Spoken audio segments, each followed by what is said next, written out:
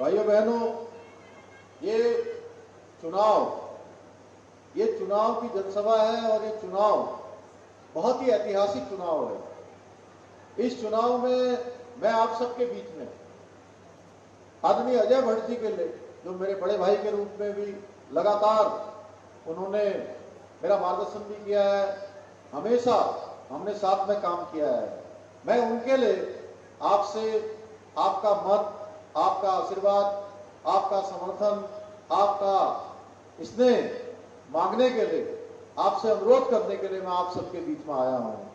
हम सब जानते हैं इस बार आपका एक एक मत, जो भी मत आप कमल के फूल वाला बटन दबाएंगे, दूसरे नंबर पर जो इनका चुनाव निशान है, और आप एक बार बटन दबाएंगे वो मत आपको भी जाएगा और सीधे सीधे प्रधानमंत्री मोदी जी को भी तीसरी बार प्रधानमंत्री बनाने के लिए वहां पर जो है एक मत जुड़ जाएगा। भाइयों बहनों, ऐतिहासिक मत आपका होने वाला है, क्योंकि इस बार का जो चुनाव है, इस बार का चुनाव थोड़ा अलग है।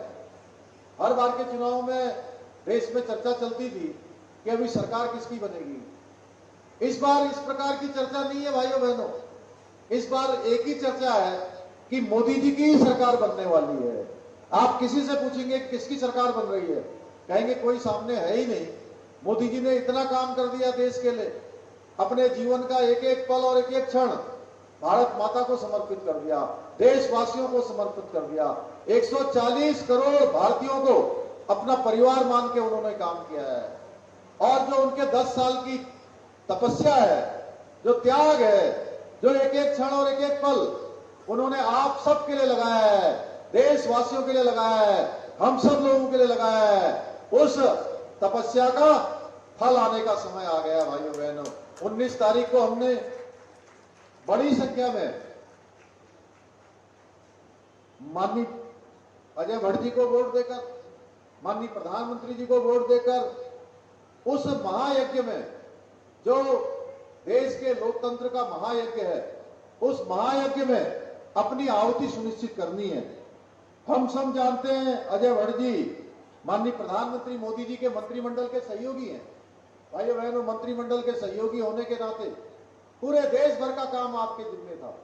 उसके बावजूद आपने हमारे इस नैनीताल उधम सिंह नगर क्षेत्र लोकसभा के मुद्दों के साथ साथ पूरे प्रदेश के अनेक मुद्दों को केंद्र सरकार में पैरवी करी है। उसका परिणाम हुआ है आज हम ये कुंडेश्वरी और यही काशीपुर के पास है, काशीपुर से धामपुर जाने वाली जो रेलवे लाइन है उसकी डीपीआर की हमको स्वीकृति मिल गई है। भाइयों बहनों, आने वाले समय में यहां बनेगा, यहीं पर हमारे यहां पर एम्स बनने वाला है, जमरानी बांध बनने वाला है, अमृतसर हरमिंदर साहब के लिए जाने वाली ट्रेन, जिस रेल के लिए हम लंबे समय से प्रतीक्षा कर रहे थे, उस ट्रेन की स्वीकृति भी हमको मिल गई है। भाइयों बहनों, आने वाले समय में यहां से जो हम इधर रामपुर के रास्ते से होते हुए मुरादाबाद पहुंचते हैं, वो सड़क हमारी चौड़ी होने वाली है। यहां से मुरादाबाद जाने वाली सड़क चौड़ी होने वाली है। यहां से आपको पता है कि पहले के समय में बाजपुर से हम रुद्रपुर जाते थे तो कितने घंटे लग जाते थे। भाइयों बहनों, यहां से हम हरिद्वार जाते थे, कई घंटों लग जाते थे। अरे भाई, कई बार लोग कहते हैं सांसद जी इस गांव में नहीं पहुंचे, सांसद जी वहां नहीं पहुंचे। सांसद जी गांव में पहुंचे हो ना पहुंचे हो, लेकिन उन्होंने हर गांव की चिंता करी है। भाइयों बहनों, हर एक व्यक्ति की चिंता करी है। उत्तराखंड राज्य के लिए जो वकालत हो सकती थी, उन सब वकालतों को इन्होंने किया है। इन्होंने अपनी जिम्मेदारी निभाते हुए बाजपुर का क्षेत्र हो, काशीपुर का क्षेत्र हो, कुंडेश्वरी के हमारे पूर्व सैनिक हो, उनका भी हमेशा प्रतिनिधित्व किया है। इन्होंने हमेशा सैनिकों के लिए बात करी है। 1 रैंक और 1 पेंशन अगर प्रधानमंत्री मोदी जी ने लागू किए हैं तो भाइयों बहनों, उत्तराखंड के लोगों को उससे सर्वाधिक लाभ हुआ है। उत्तराखंड जहां देवभूमि है, देवभूमि के साथ साथ वीर भूमि होने का भी गौरव उत्तराखंड को प्राप्त है। भाइयों बहनों, मुझे याद है कारगिल शहीदों के परिवार में जब मैं यहाँ गया था, आज से बहुत साल पहले, मुझे ध्यान है कि हमारे यहाँ पर हमारी पार्टी की एक संस्कृति रही है, एक परिपाटी रही है कि हम सैनिकों का सम्मान करते हैं, सैनिकों पर गर्व करते हैं। और उस विभाग के मंत्री रहते हुए आपने पूरे देश के अंदर सैनिकों का मनोबल बढ़ाने का काम किया है भाइयों बहनों। जो सैनिकों को अच्छी वर्दी नहीं मिलती थी, अच्छे कपड़े नहीं मिलते थे, अच्छे बूट नहीं मिलते थे, अच्छे उपकरण नहीं मिलते थे, अच्छा भोजन नहीं मिलता था, वो सारा का सारा भोजन, उनका प्रोत्साहन बढ़ाने का काम हमारे प्रधानमंत्री मोदी जी ने किया है। और उस रक्षा विभाग के मंत्री के नाते राजनाथ सिंह जी और अजय भट्ट जी ने उस काम को आगे बढ़ाने का काम किया भाइयों बहनों। देश के अंदर अनेक काम हुए, इसलिए मैं आज आपसे उनके लिए अपील करने आया हूं कि आपने 19 तारीख को अपना मत देकर, समर्थन देकर, भारी मतों से उनको विजय बनाना है। हम सब जानते हैं पिछले 10 सालों में प्रधानमंत्री मोदी जी ने किस प्रकार से काम किया है। 25 करोड़ लोग पिछले 10 सालों में गरीबी रेखा से बाहर हुए हैं।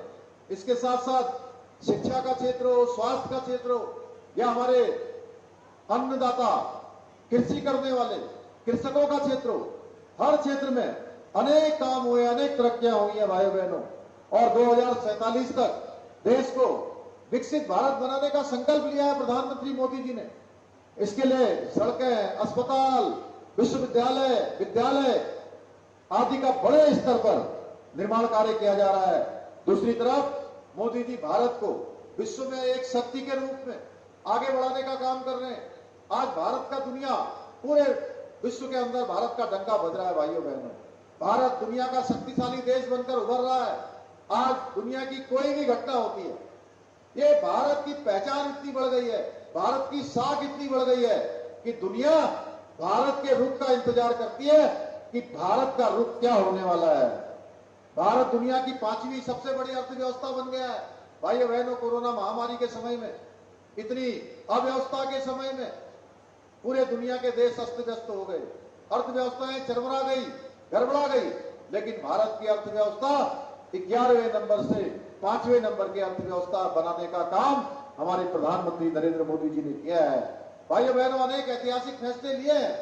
मैं देखता हूं ये बाजपुर क्षेत्र, ये कुंडेश्वरी का क्षेत्र, इसके आसपास का क्षेत्र हमारे सिख धर्म के गुरुओं को मानने वाले लोगों का क्षेत्र है, सिख समाज का क्षेत्र रहा है, जिन्होंने हमेशा धर्म के लिए शक्ति को प्राथमिकता दी है। गुरु गोविंद सिंह जी ने कहा था कि धर्म की रक्षा के लिए 1.25 लाख से 1 लड़ाऊं, चिड़ियों से मैं बात सुनाऊं, गुरु गोविंद सिंह में नाम कहाऊं। भाइयों बहनों, शक्ति की पूजा होती है?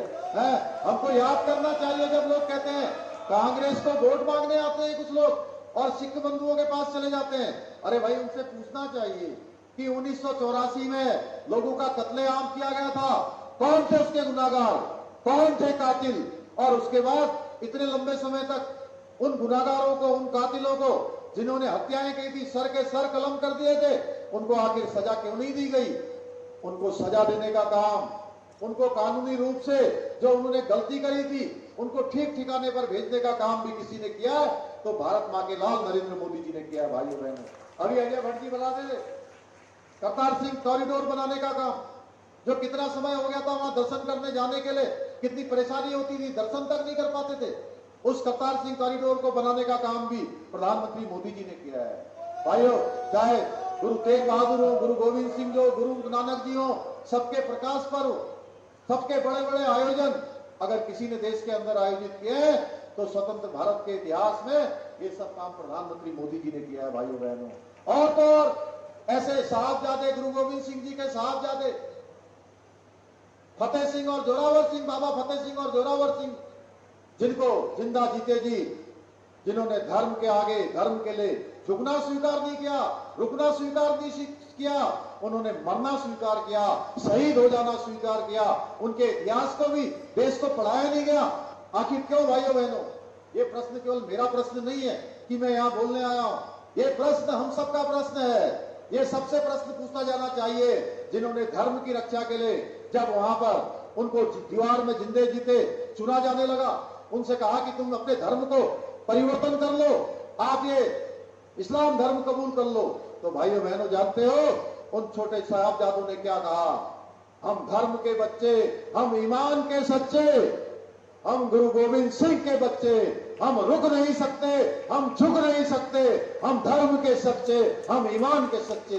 भाइयों बहनों, उनके इतिहास को भी नहीं पढ़ाया गया।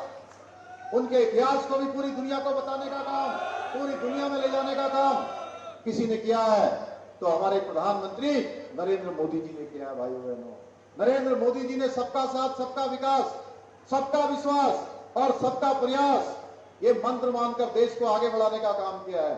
इसी का परिणाम है आज पूरा वो उत्तर हो, दक्षिण हो, कश्मीर से कन्याकुमारी, अटक से लेकर कटक तक पूरा देश एक साथ चल रहा है, एक साथ कदम चाल कर रहा है। इसलिए चाहे देश के अंदर कोई भी चुनौती आती है, हर चुनौती हमारे प्रधानमंत्री के नेतृत्व में हम चुनौती को स्वीकार करते हैं और आगे बढ़ते हैं। भाइयों बहनों, कहीं पर भी आज किसी प्रकार का ऊंच नीच नहीं, कोई भेदभाव नहीं, कोई पक्षपात नहीं, सबके साथ एक समान व्यवहार किया जाता है।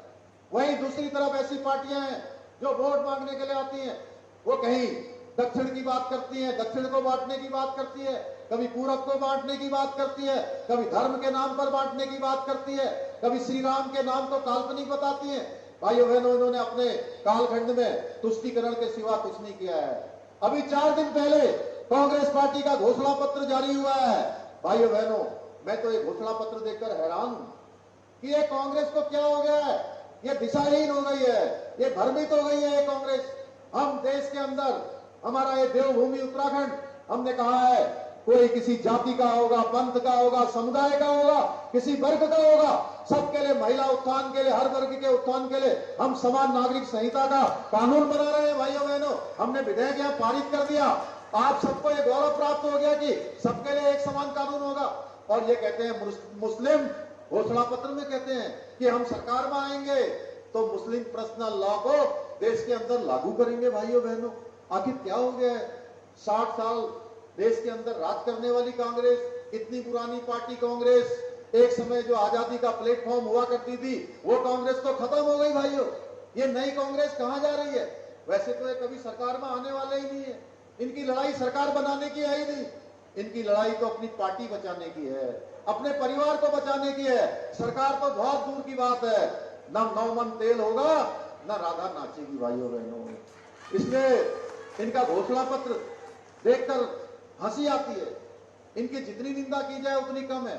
इसलिए इस बार की जो लड़ाई है भाइयों बहनों, इस लोकसभा में भी, ये कहीं में गया हूं मैं, पूरे 14 के 14 विधानसभा क्षेत्रों में, कई जगह तो एक बार नहीं 10-10 बार में जा चुका हूं, कहीं कोई प्रश्न नहीं कर रहा है। इस बार कोई मुकाबला नहीं होने वाला। भाइयों बहनों, आप लोग कुंडेश्वरी क्षेत्र से, बागपुर विधानसभा से, काशीपुर विधानसभा से एक रिकॉर्ड बना दीजिए। और जो लोग तुष्टीकरण करते हैं, जिन लोगों ने परिवारवाद किया है, जिन्होंने भ्रष्टाचार किया है, देश को पीछे धकेलने का काम किया है, उनको सबक सिखाने का समय आ गया है। भाइयों बहनों, इसलिए हम जहां मोदी जी के नेतृत्व में, भाइयों बहनों, मैं कहना चाहता हूं, मोदी जी के नेतृत्व में हम नए नए कानून बना रहे हैं, नई नई योजनाएं ला रहे हैं, नए नए विकास के काम कर रहे हैं।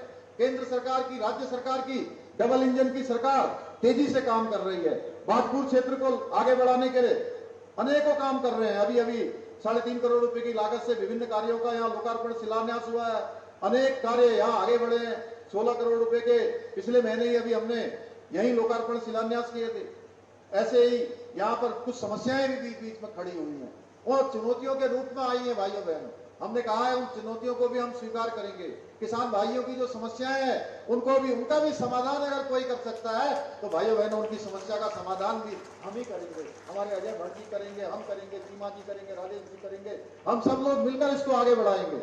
भाइयों बहनों, हमने किसानों को बेहतर बनाने के लिए हमेशा काम किया है। प्रदेश के मुख्य सेवक के रूप में जब मैंने पहली बार कार्यभार संभाला था, तो जुलाई के महीने में मेरे पास चीमा जी आए थे, और 1 महीने के अंदर ही मैंने जो हमारे किसानों का एक प्रतिनिधि मंडल था, उससे भेंट करी थी, उनकी समस्याओं को सुना था, और उस समय उनका समाधान भी करवाया था। भाइयों बहनों, लेकिन माननीय न्यायालय में मामला होने के कारण से कुछ उसमें तकनीकी दिक्कतें आई हैं, लेकिन निकट भविष्य में मैं आपको आश्वासन देता हूं कि हम उसको पूरा करेंगे। लेकिन मैं आपसे भी आश्वासन चाहता हूं इस बार कि इस क्षेत्र से हमको इस बार जो विधानसभा के चुनाव में, जो बागपुर विधानसभा में या इस क्षेत्र में आसपास में थोड़ी कमी रह गई है, उस कमी को हमारे सब सिख बंधुओं ने भी, हमारे फौज के लोगों ने भी, हमारे अनुसूचित वर्ग के लोगों ने भी, हमारे जाटो समाज के लोगों ने भी, हमारे अनुसूचित समाज के लोगों ने, हर समाज के लोगों ने आगे बढ़ चढ़कर जो विकसित भारत के लिए कदम बढ़ रहे हैं, जो देश को आगे बढ़ाने के लिए कदम बढ़ रहे हैं, देश की सुरक्षा के लिए जो कदम आगे बढ़ रहे हैं, जो दुनिया का सिरमौर भारत बनाने के लिए मोदी जी की जो गारंटी हमारे बीच में आई है, आप सबको भी उस गारंटी पे अपनी गारंटी देनी है, मत के रूप में, वोट के रूप में इस क्षेत्र से जिताकर भेजना है। भाइयों बहनों, मुझे पूरा विश्वास है कि हमने किसानों के लिए जो काम किया है, जो यहाँ के गरीबों के लिए काम किया है, आप सब भली जाति जानते हैं। यहाँ गन्ना किसान बड़ी संख्या में, मैं गन्ना किसान भाइयों से भी कहना चाहता हूँ, हर वर्ष हमने किसानों का जो गन्ने का मूल्य है हमारे पड़ोसी प्रदेशों से बढ़ा कर दिया है। इस बार भी 20 रुपए बोनस हमने बढ़ा कर दिया है। गेहूं खरीद हो चाहे गन्ने के रेटों में 20 रुपए प्रति कुंटल की बढ़ोतरी की है। हमारी सरकार किसानों को जो नहर से सिंचाई का पानी आता है भाइयों बहनों, अब उसका भी शुल्क नहीं देना पड़ेगा। वो शुल्क भी हमने पूरी तरह से समाप्त करने का काम किया है, किसान भाइयों की समृद्धि के लिए, किसान भाइयों की उन्नति के लिए। एकदम मुफ्त से नहर की सिंचाई से आप अपने खेतों की सिंचाई कर पाएंगे। खाद्यान्न खेती के साथ ही सघन खेती को बढ़ावा देने के लिए 6 एरोमा वैली विकसित करने का काम कर रहे हैं। इसके तहत उधम सिंह नगर में अभी हमने एरोमा पार्क का भूमि पूजन किया था। मिंट की खेती को यहाँ बढ़ावा दिया जा रहा है।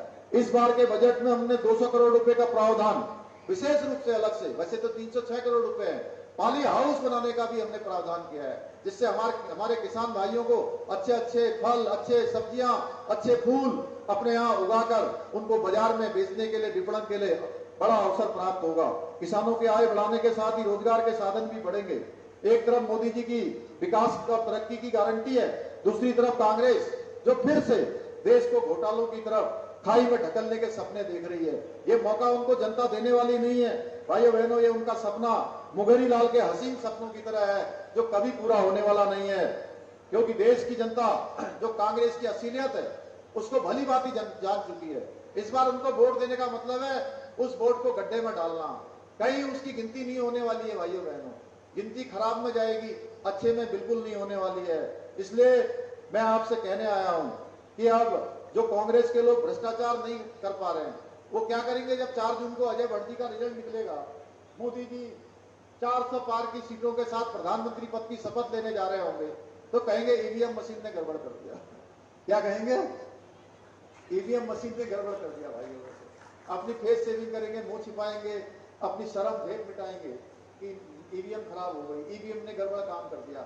अरे भाई, ईवीएम अभी तेलंगाना में जीते थे, कर्नाटका में जीते थे, यही हिमाचल में जीते थे, या कहीं 2-4 सीटें। वैसे तो पिछली बार एक बस में जाने लायक सांसद थे, शायद इस बार एक टाटा सूमो में, एक सफारी में जाने लायक सांसद बचेंगे, तो वो जीत जाएंगे। तो उसमें नहीं कहेंगे कि ये ईवीएम यहाँ खराब हुई थी, ईवीएम ने यहाँ गलत काम किया है। इसलिए इस बार समय है जो एक गठबंधन के लोग मोदी जी को रोकने के लिए एक गठबंधन बना रहे हैं, बेमेल गठबंधन।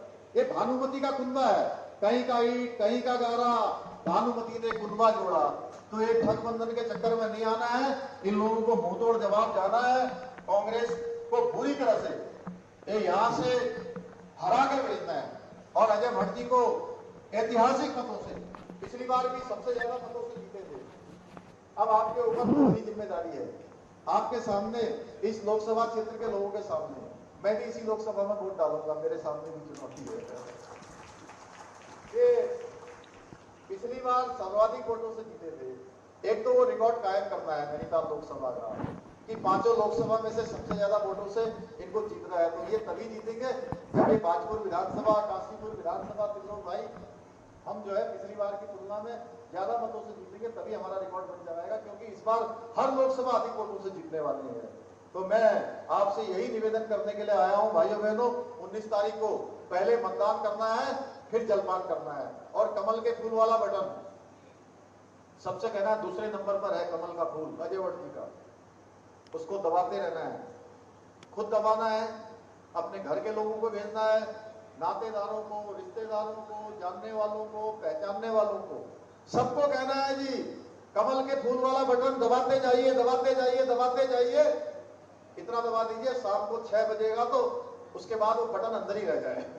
6 बजे जब वोटिंग बंद होगी तो बाहर नहीं निकलना चाहिए। बाहर निकले तो फिर वो 4 जून को बाहर निकले, जिस दिन मतगणना हो। और मतगणना के दिन कमल ही कमल, कमल ही कमल, कमल ही कमल। अभी होली, अभी दिवाली। उस दिन जो है हमारा गुरु पर्व भी होगा, होली भी होगी, दिवाली भी होगी। हमारा जो है जितने त्योहार होते हैं सारे त्योहार होंगे, लक्ष्मी जी आएंगी, देश में समृद्धि होगी, हमारा एक कुंडेश्वरी क्षेत्र भी आगे बढ़ेगा, विधानसभा बागपुर भी आगे बढ़ेगा, काशीपुर भी आगे बढ़ेगा, हम सब खुशहाली की ओर जाएंगे।